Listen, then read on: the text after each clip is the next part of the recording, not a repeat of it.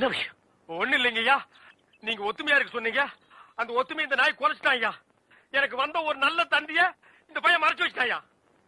தந்தி வந்துச்சா? ஆமாங்க ஐயா, 6 மாசத்துக்கு முன்னாடி இவங்க பாட்டி நான் சாகிறதுக்கு முன்னாடி நீ வந்தா 10 லட்சம் ரூபாய் சொத்தை நான் எழுதி வச்சிருன்னு தந்தி போட்டாங்க ஐயா.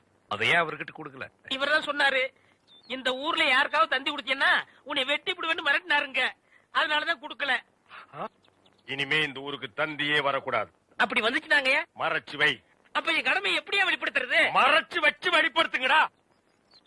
அது மட்டும் இல்லங்க, இவருக்கு 3 மாசத்துக்கு முன்னாடி கூட ஒரு தந்தி வந்துச்சு. அட பாவி, அது என்னடா வந்தது?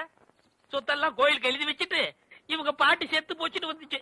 அத கூட இப்பதாங்க நான் மறைச்சு வச்சு வெளிப்படுத்துறேன். உன்னை நான் என்ன செய்யணும்?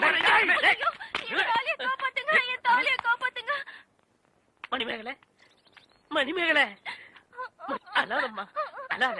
அந்த பால்கார் கண்ணு பற்ற. தங்கச்சி கால்ல